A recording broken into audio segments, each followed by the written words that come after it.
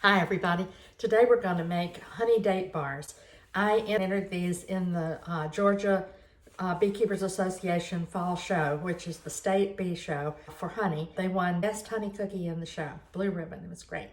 So I'm going to make these for you today. I really encourage you to make them. They have a whole cup of honey in them, a half a cup in the date mixture and a half a cup in the dough.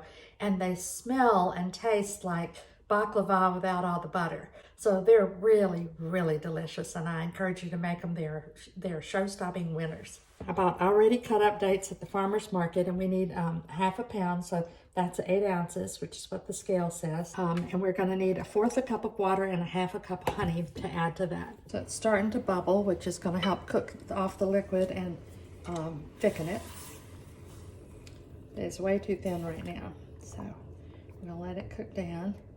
This is the filling for the date bars. I've turned it down because we don't want to burn the honey.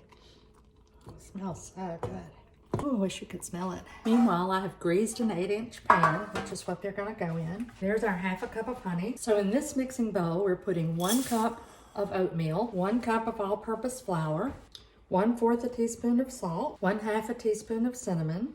Now our dates are very thick, and I don't want them to cook to the bottom of the pan, so I'm going to turn them off and let them cool. And then we will mix up the bar cookie. Now we're going to stir together our dry ingredients.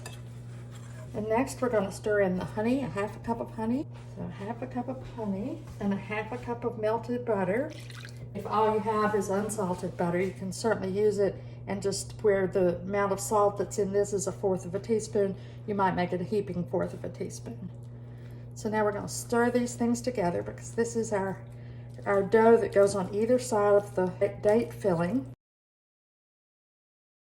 Now this does take some elbow grease. See how the flour is we've still got dry flour in there, and we want to make sure all of it is moistened with the honey and the butter. All right, so everything is mixed together. We're going to put half of this mixed dough in the bottom. I'm literally going to draw a line halfway through it, and then use my rubber spatula to spread it around.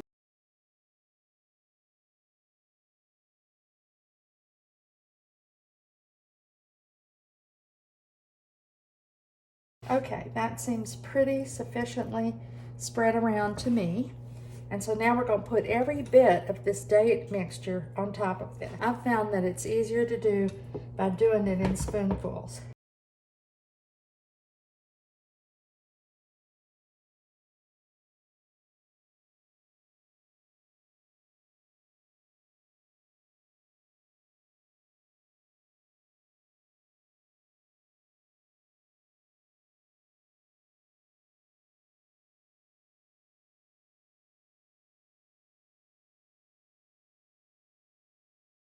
I'm going to take some butter and butter my hands.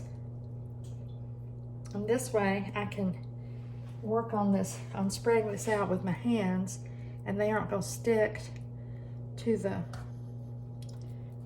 dates. Very last step is to cover the date mixture with the other half of the dough. I'm going to do it sort of the way that I did with the dates, kind of parcel it out.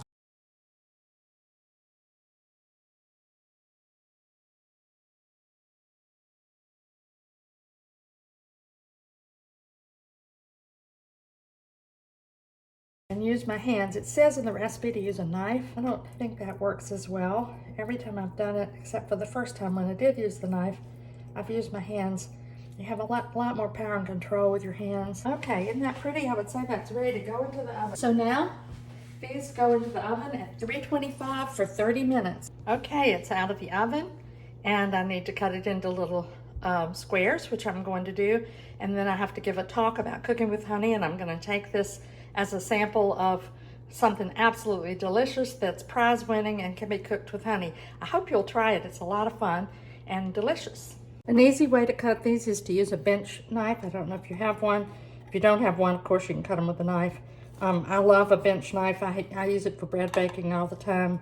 So it's a very, very helpful size kind of cutter to have. I'm gonna cut these smaller than I would ordinarily cut these because I'm taking them to a talk that I have to give where they'll be shared with a lot of people. So I want to make sure a lot of people can sample them, so I'm cutting them small. All right, there you go.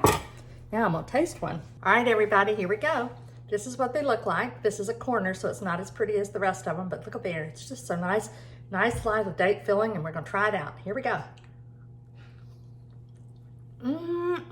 Wow. When you smell it, the honey is just everywhere. And when you taste it, it tastes like baklava, but it doesn't have all the nuts and butter. It's absolutely delicious. Try them, prize-winning honey cookies. And if you like this video, be sure and click subscribe below, and you'll hear about every time I make a video about some aspect of beekeeping or another honey recipe. Thanks for watching.